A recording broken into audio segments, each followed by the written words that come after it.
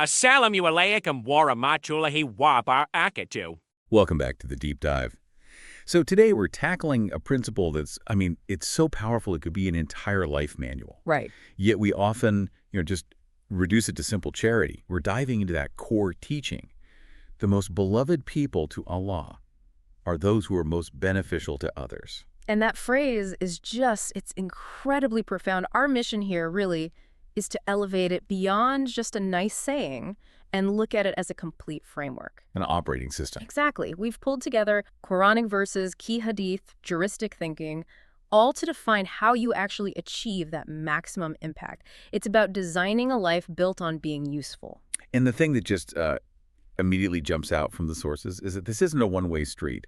It's a whole system. There was this principle of spiritual reciprocity built right in. It's not just about what you give. No, it's about what that giving activates. It creates what you could call a spiritual economy. The core insight is that divine help isn't just random. It's directly proportional to the help you give to other people. So if you're helping someone else with their problems. The promise is that help will appear for your problems, often from places you never expected.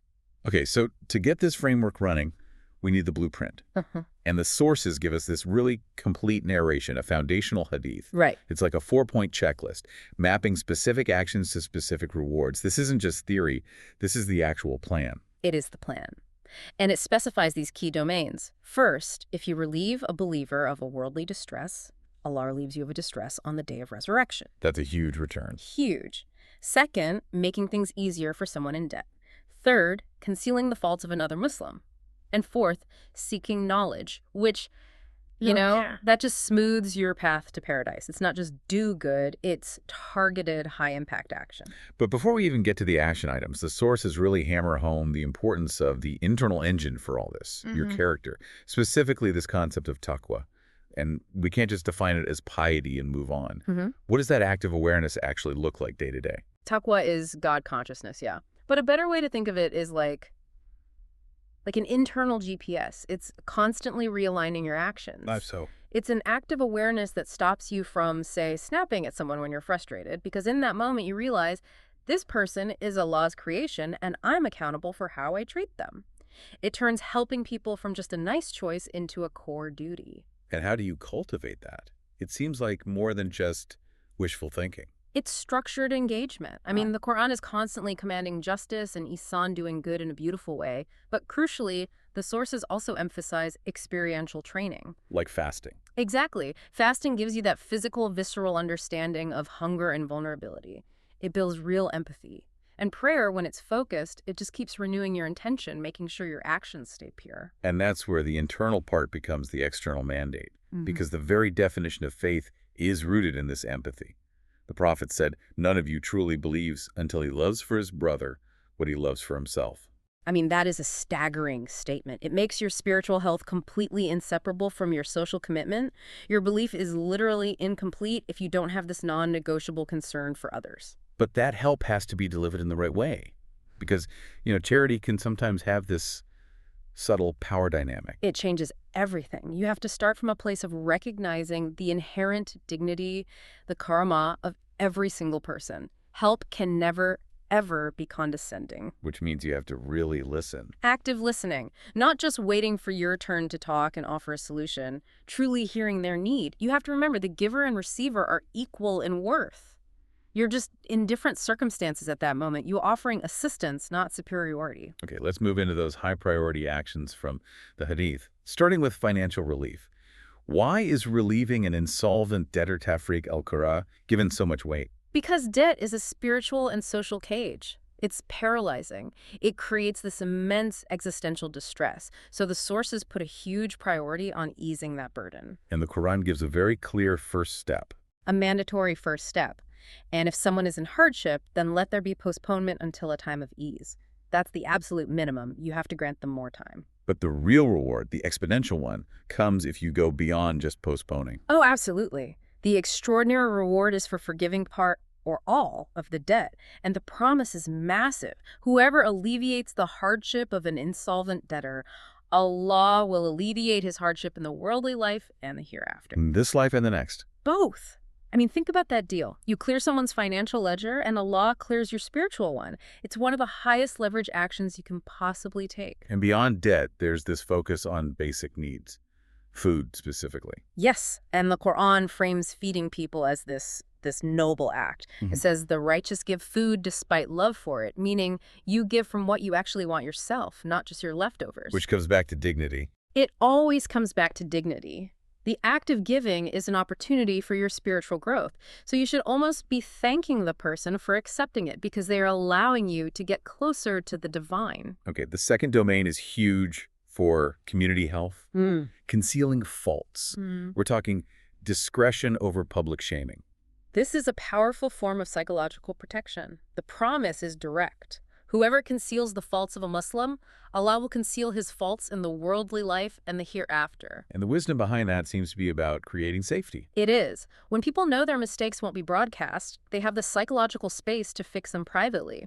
It maintains trust. It reduces shame, which is paralyzing. Okay, this raises a huge challenge, right? How do we balance concealing private faults with the need to protect people from real systemic harm? Where is that line? And that is the crucial nuance. Concealment is for private mistakes, for weaknesses that mostly harm the individual. But if someone is engaged in public corruption or exploitation, things that are actively harming other people, then concealment is off the table. it can even be forbidden. For private faults, the beneficial response is sincere private advice, nasiha. But it has to be gentle, motivated purely by a desire for their well-being, not to control or humiliate them. Let's shift to the value of cure effort, active assistance. You mentioned a really radical idea from the sources earlier that just reframes everything. It's startling. It's a statement that radically privileges direct human service. The prophet said he preferred walking with someone to fulfill their need. To solve their problem, to physically help them. Yes, he preferred doing that over spending an entire month in isolated prayer, in itikaf, in the sacred mosque in Medina. Let's sit with that for a second. A whole month of the most intense personal worship in the most sacred place is weighed as less than helping someone move a box or navigate some bureaucracy. What does that tell you? It tells you the ultimate metric of success is your utility to other people. It redefines piety as service. It says real worship is found in the trenches, helping people. And it's not just about the result, it's about the investment of your time and your physical effort. So everyone has a role. Everyone. The scholar uses their knowledge, the wealthy use their money, the strong use their strength. Your unique capability is your primary tool for doing good. The modern world gives us new ways to be useful, especially with scale. Let's start with knowledge as sadaqah, or continuing charity. Sadaqah Jariyah is the blueprint for long-term impact. It's an act that keeps generating benefit, keeps giving, long after you're gone. And knowledge is the classic example. Because when you teach a skill, that benefit just ripples out through every person they then teach, every job they get with that skill. It's exponential. So the modern application isn't just one-on-one teaching anymore. It's about digital scale. Absolutely. Think about scalable utility. A professional records a 30-minute series on ethical budgeting.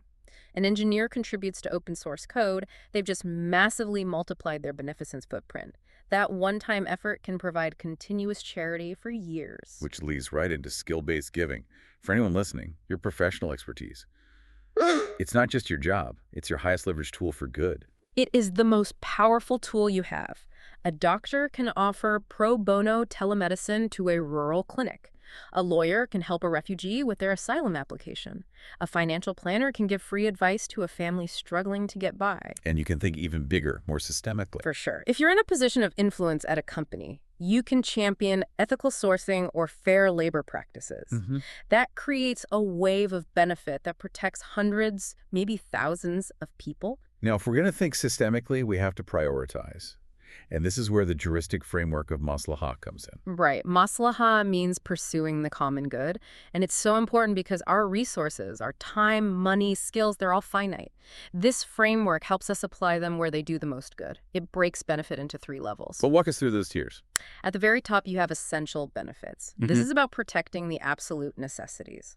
Life, religion, intellect, lineage, and property. These are non-negotiables. Below that are complementary benefits.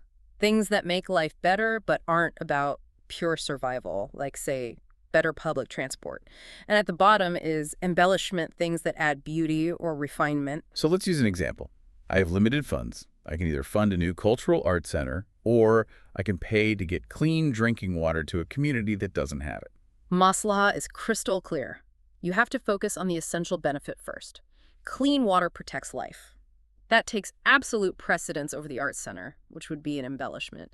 It forces you to deal with the most urgent needs first. So where does the biggest systemic challenge of our time, the environment, fit in this? Environmental stewardship is an essential benefit. It's non-negotiable. Climate change, pollution, these things directly threaten life, property, and the future of our lineage. So it's a form of proactive beneficence. Exactly. It's preventing suffering on a massive scale. Even simple things like community gardens or tree planting. They improve air quality. They can reduce food insecurity. It's all connected. Finally, let's touch on the modern crisis of mental health. How is supporting mental well-being an act of deep beneficence? It's essential. Mental health directly impacts the protection of life and the intellect.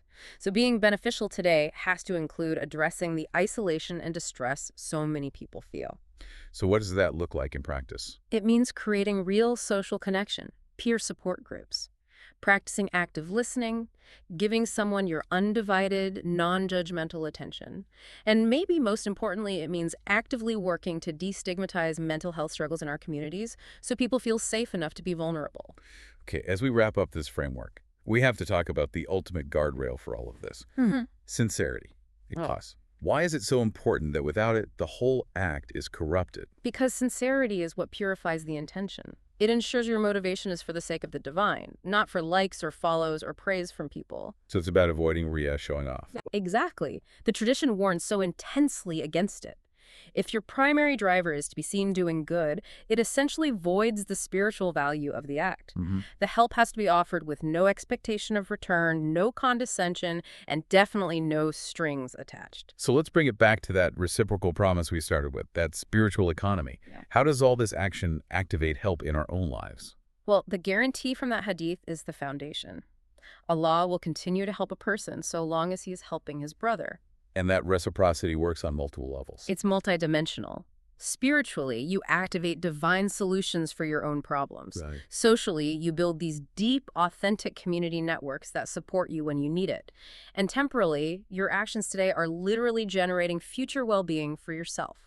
So for someone listening right now who's ready to implement this, what's the system for turning good intentions into sustainable action? You need a system. First, assessment. Be brutally honest about your capabilities. Your time, your money, your skills, your influence. Don't overpromise. Okay, step one, assess. What's next? Second, prioritization. Use that Maslaha framework to target the most critical needs first. Are people around you safe? Are they fed? Start there. And third, consistency. A small, reliable, weekly commitment is infinitely more valuable than one big, sporadic act once a year. This is a life commitment, a trajectory, not a single event.